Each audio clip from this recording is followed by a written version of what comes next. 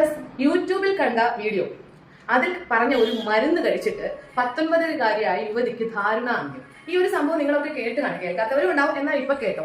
അപ്പോ എനിക്കൊരു പ്രധാനപ്പെട്ട കാര്യം ഇതിൽ നിന്ന് പറയാനുണ്ട്.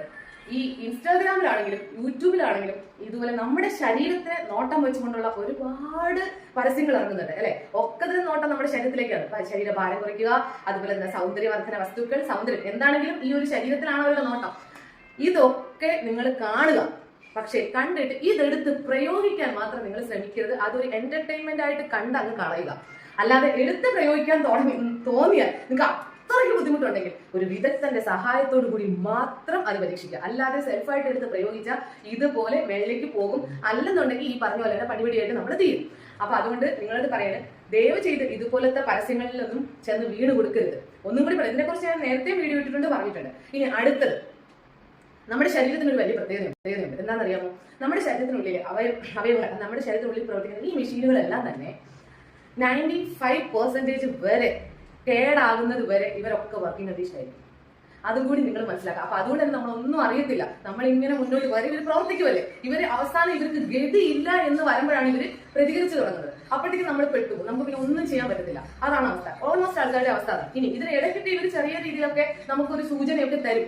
വർക്കിംഗ് കണ്ടീഷൻ മോശമാവുന്നത് കൊണ്ട് തന്നെ ഒരു 50%, 60-70% എത്തുമ്പോൾ ഇവർ ചെറിയ സൂചനകളൊക്കെ നമുക്ക് തന്നു തുടങ്ങും. പക്ഷെ ആ സൂചനകളെയൊക്കെ നമ്മൾ സ്വന്തമായിട്ട് മരുന്ന് മേടിച്ച് കഴിച്ചങ്ങ് സെറ്റാണ് അല്ലെ, പോവാൻ പറ. എന്നിട്ട് 95 കഴിഞ്ഞാൽ പിന്നെ മരുന്നിനൊന്നും നിൽക്കില്ല, ഇവർക്ക് പറ്റില്ല എന്നാകുമ്പോൾ ഇവര് നല്ല പോലെ അങ്ങ് പ്രതികരിക്കും. അപ്പോഴാണ് നമ്മള് ബെഡില് ഇങ്ങനെയാണ്. അപ്പൊ എന്താണെങ്കിലും വളരെ തമാശ രൂപത്തിലാണ് ഞാൻ പറഞ്ഞത്. നിങ്ങൾ സീരിയസ് ആയിട്ട് കാണുക. ദയവ് ചെയ്ത് ഇതുപോലത്തെ പരസ്യങ്ങൾ കണ്ട് ആവശ്യമില്ലാതെയൊന്നും, ഡോക്ടറുടെ നിർദ്ദേശപ്രകാരം അല്ലാതെയൊന്നും ഉള്ളിലേക്ക് ഒരു സാധനങ്ങൾ നിങ്ങൾ വാങ്ങി കഴിക്കരുത്.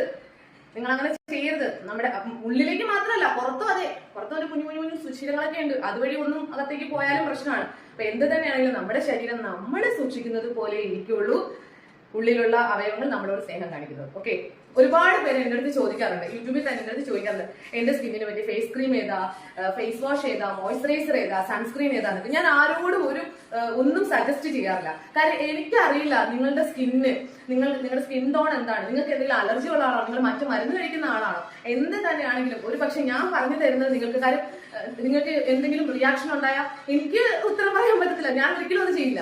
മാത്രമല്ല യുവിഡോക്സ് എന്നത് വലിയ നമ്പർ 1 ബ്രാൻഡാണ്, നിങ്ങൾക്കൊക്കെ അറിയാം. അത് ഉപയോഗിച്ചിട്ട് ഒരു കുട്ടിക്ക് അലർജി ആയി എന്ന് പറഞ്ഞ് എന്റെ അടുത്ത് തന്നെ ഫാർമസിസ്റ്റ് എന്നോട് എന്നെ തിരിച്ചു വിളിച്ചു പറഞ്ഞു, നമ്പർ 1 ബ്രാൻഡാണ്. അപ്പൊ അതുപോലും അത് ഓരോരുത്തരുടെ സ്കിന്നിന്റെ പ്രശ്നമാണ്, നമുക്ക് പറയാൻ പറ്റത്തില്ല ഏത് തരത്തിൽ എങ്ങനെ റിയാക്ട് ചെയ്യുമോ.